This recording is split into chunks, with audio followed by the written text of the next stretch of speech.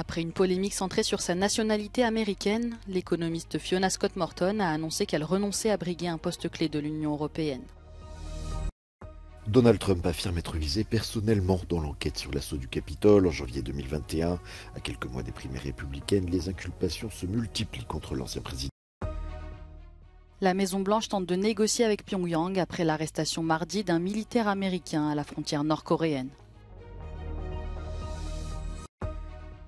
En Israël, les manifestants contre la réforme judiciaire ne lâchent rien. Ils bloquent désormais les axes de communication et une marche vers Jérusalem est en cours. Il fait très chaud sur l'Europe du Sud, une vague de canicule qui témoigne à nouveau des effets du dérèglement climatique. L'économiste américaine Fiona Scott Morton a annoncé qu'elle renonçait à briguer un poste clé de l'Union européenne pour la régulation des géants de la tech. Fiona Scott Morton m'a informé de sa décision de ne pas accepter le poste d'économiste en chef de la concurrence. Je l'accepte avec regret, a annoncé sur Twitter la vice-présidente de la Commission, Margrethe Vestager. La nomination d'une ancienne de l'administration Obama, ex-consultante pour Amazon, Apple et Microsoft, a provoqué une vive polémique à Bruxelles. Des responsables politiques ont dénoncé de possibles conflits d'intérêts et le risque d'une ingérence de Washington dans des décisions de l'Union européenne.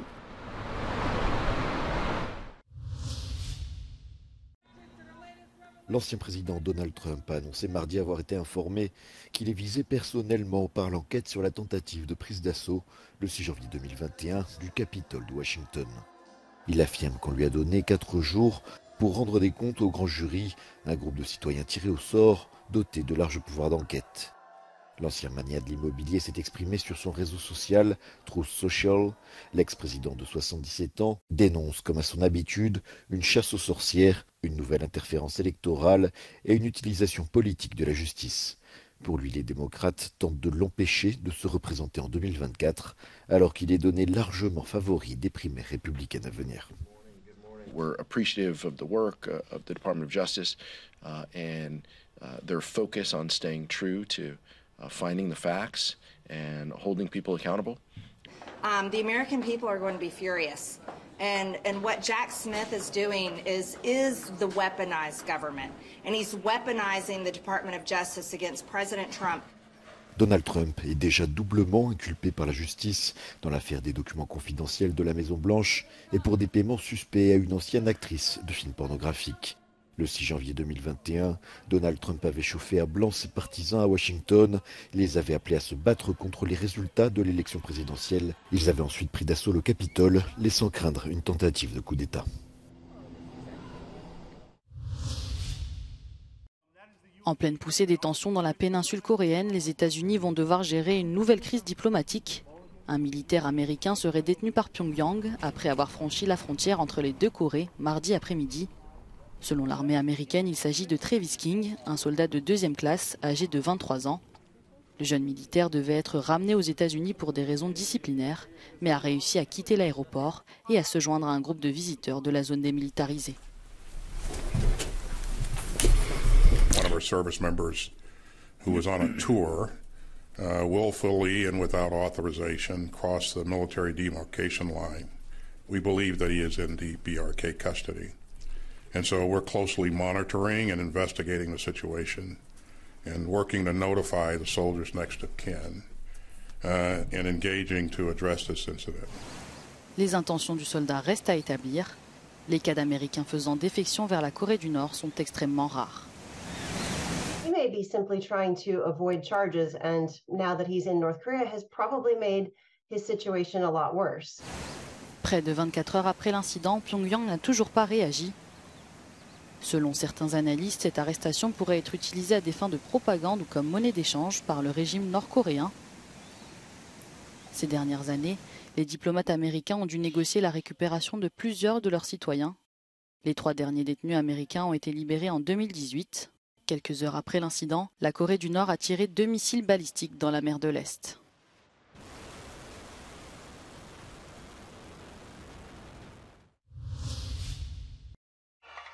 Des dizaines de milliers de manifestants ont bloqué mardi des autoroutes et des gares à travers Israël.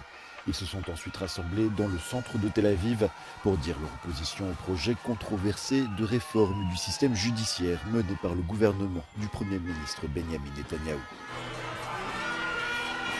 I believe that all of the options inside of Israel have been exhausted.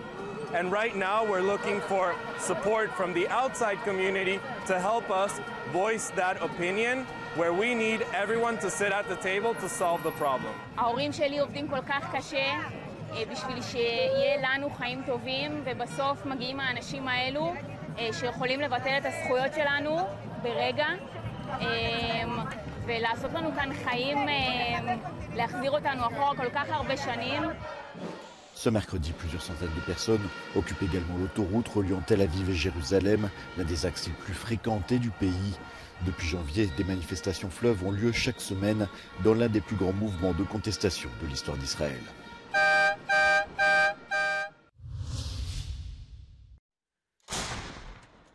Alors que les combats continuent de faire rage dans l'est de l'Ukraine, où des hommes perdent la vie au front pour gagner quelques centaines de mètres, à l'arrière, les enseignants ukrainiens font tout pour maintenir un semblant de normalité.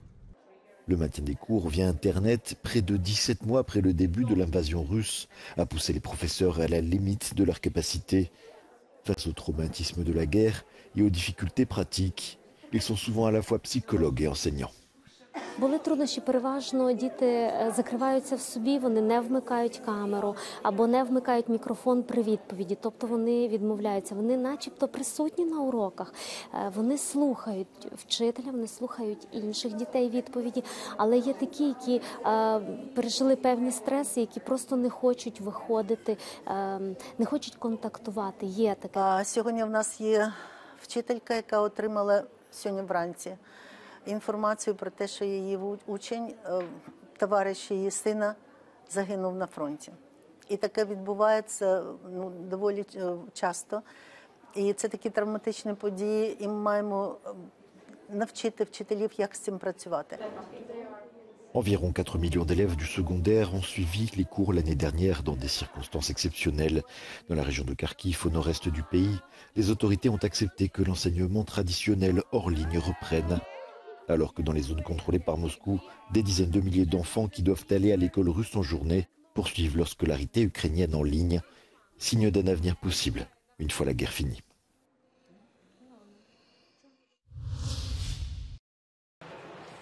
Malgré les promesses d'investissement et la signature de plusieurs accords, la guerre en Ukraine a monopolisé une partie du sommet qui s'est terminé mardi entre l'Union européenne et la communauté des États latino-américains et des Caraïbes.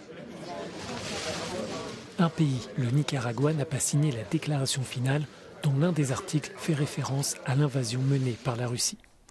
Le texte demeure toutefois assez neutre car il ne condamne pas l'agression afin de ménager toutes les sensibilités de part et d'autre de l'Atlantique. Nous sommes extrêmement satisfaits d'avoir pu dégager une position très forte de 60 pays. 60 pays autour de la table, Union européenne et CELAC. Et j'ai simplement noté avec mon collègue qui était le co-président pour ce sommet, Ralph Gonzalez, que seulement un pays n'a pas pu marquer son accord en raison d'un paragraphe. L'autre controverse de ce sommet de 2 jours à Bruxelles était la référence à l'esclavage. Les dirigeants se sont entendus sur un paragraphe qui reconnaît et regrette les souffrances indicibles infligées à des millions de personnes. Mais il n'est pas fait mention de réparation. Cette rencontre a aussi permis de relancer les liens commerciaux entre les deux partenaires. La Commission européenne promet des investissements à hauteur de 45 milliards d'euros. Plusieurs textes ont été signés, comme le protocole d'accord avec le Chili, pour établir un partenariat sur les matières premières. Es la primera vez que pudimos discutir y hablar con toda claridad un mecanismo para terminar con el extractivismo en América Latina. Esta idea de que América Latina es solo proveedora de producción primaria y pareciera que siempre fue impedida de industrializar esa producción primaria. Y es la primera vez que con todas las letras pudimos hablar del extractivismo sin culpas. Medio en broma, medio en serio. Diego demandó 5 siglos, pero finalmente lo conseguimos. Avec ces accords, l'Union cherche à se repositionner sur le continent sud-américain pour ne pas se laisser distancer par la Chine. Pékin est devenu le deuxième partenaire commercial de la région derrière les États-Unis, mais devant les 27.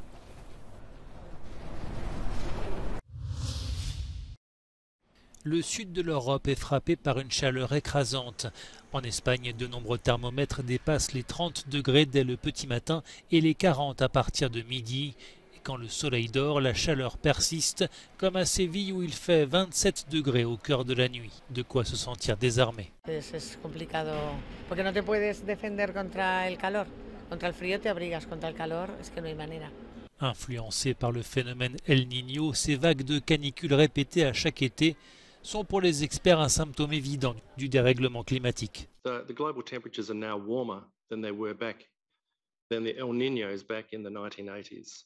So the global trend is continuing to grow. So I don't know that we can actually talk about normals because it will keep changing. It will just keep getting warmer. Plus de 35 degrés dans le sud de la France, 40 degrés ce mardi à Rome, 43 en Sicile, où le record de 48,8 degrés en 2021 sera peut-être battu cet été. Cette vague de chaleur ne se limite pas à l'Europe. L'Amérique du Nord et l'Asie du Nord enregistrent également des températures anormalement élevées. À Tokyo, le mercure a dépassé les 37 degrés. Sortir sans une ombrelle paraît presque audacieux.